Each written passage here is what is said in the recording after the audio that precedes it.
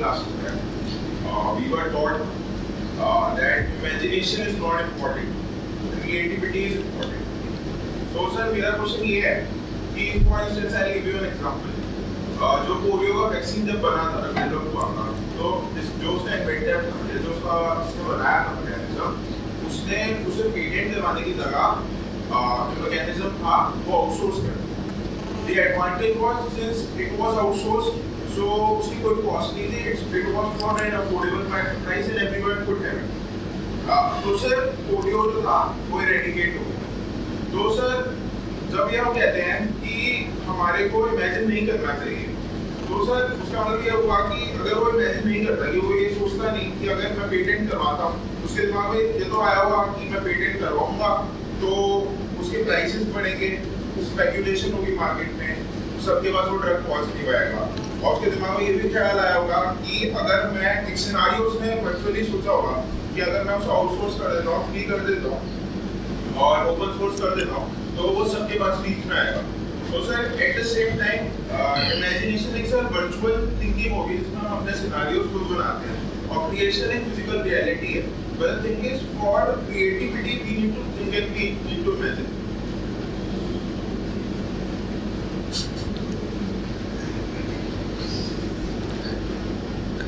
You are getting muddled up between building and creating. Creation is not a physical reality. Imagination is the mind wandering within its limited domain of experiences. Experiences that it has gathered through the senses. It might have seen something or read something or heard of something, right? That constitutes the set of experiences that the mind has. Whenever you will imagine, you will never go beyond what you already know, beyond what has already happened at some point or some place. Imagination will never take you beyond that. The last time I was here, if I remember, I asked you, can you even imagine that you are speaking the Russian language?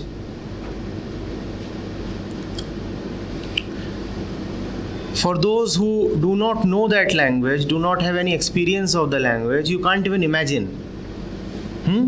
Even to imagine something about it must already be there in your past. So imagination is when there is something in the past, and from that you bring forth something else, which obviously has its roots in that which is already present. Creativity is totally different. Creativity means there is nothing by way of experience, yet something comes up. Something comes up from nowhere. Something arises from nothing. Something arises from nothing. So there is an absolute newness to it. It is not coming from experience. It is not coming from something that I have read or heard or gone through. It is not at all related to my past or the past of mankind. From where is it arising? From where is it then arising? That point from where it arises, that is the mystical point called the source or the center. It is that point. Creativity has no history. Creativity has no past. That is why creativity is so unpredictable.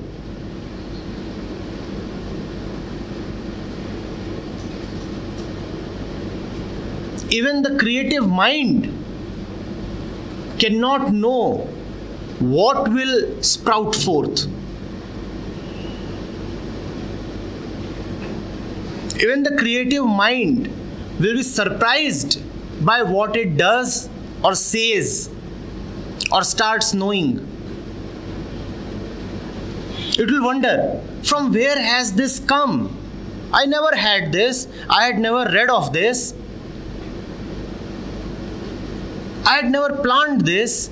From where has this come? And that is why creativity cannot have any process. Imagination, on the other hand, always has a history and a process and a thinker. Wherever there is a thinker, he would be limited by the domain of his thought.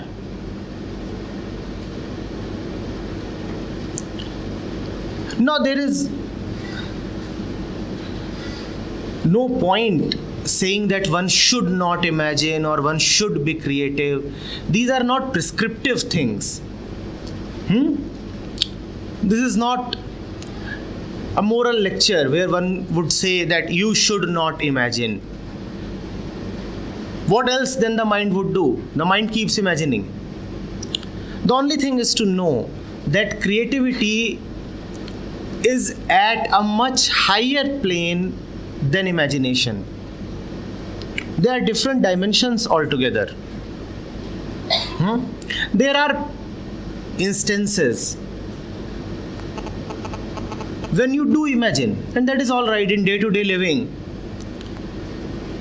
Imagination does play a role, so it is all right. But the two are uncomparable.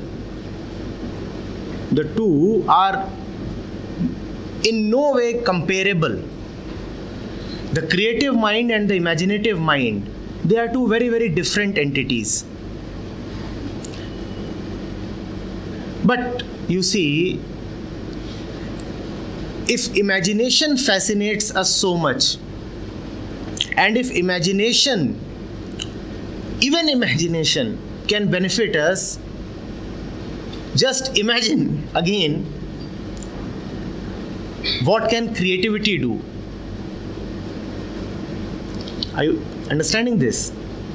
Imagination is always at a far lower plane than creativity. And if imagination can give you such fruits, which it has given us, there is no dispute in that, then imagine what all can creativity give you. But creativity is such a rare thing, that we know nothing of it. We know all kinds of imaginations, and that is all right. That is all right.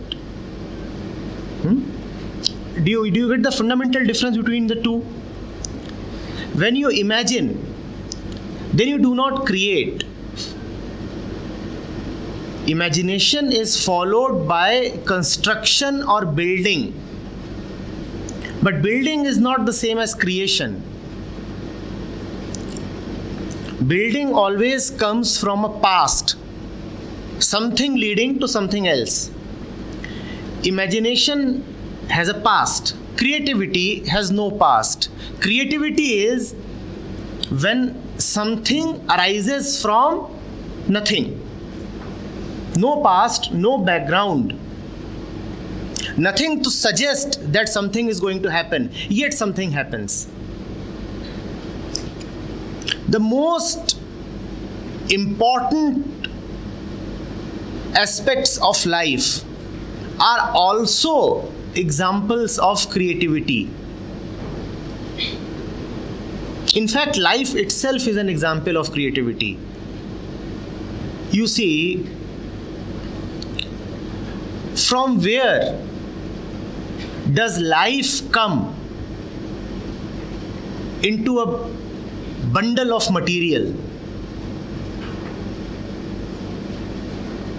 What is this human body? Material? Material like all other material around us? From where does life come into it? Can one explain it? Is there a process to it? See, sodium and water combine and you get sodium hydroxide, and if somebody asks you from where has NaOH come, you can explain. You will say sodium and water combined, and such was the configuration of the electrons, and then they get together and this is the new chemical that results, right? But how will you explain that from the soil a human being rises, a conscious human being? Now something is coming from nothing. Something is arising from nothing. This is creativity. Are you getting it? Similarly, joy or freedom or love, there can be no background to it. If it is real, it will be historyless.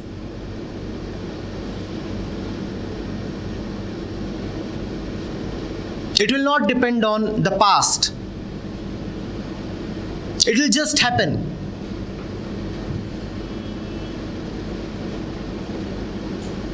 And that is a very good instance of creativity. Something is happening. Why? Well, no reason. Why? Well, no process. Why? Well, no cause. No history. It's just happening. So, creativity is uncaused. It is not a part of the normal cause and effect chain. Whatever you see in life is always cause and effect, right?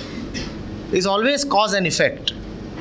Look at anything around you and you will find that there is a cause behind it. And you will go behind that cause and you will find another cause and another cause and another cause. Creativity is that which lies outside this cause and effect chain. There is no cause. It's unreasonable. It's beyond reason. That's why I said it's like love. There is no reason. Somebody asks you, why? Why love? You will say, well, I don't know. And there is actually no reason to know. It's just there. Just there. Creativity is like that. Just there. Uncaused. Unimaginable. And that's why it's so difficult to understand. And equally simple. Right? All right.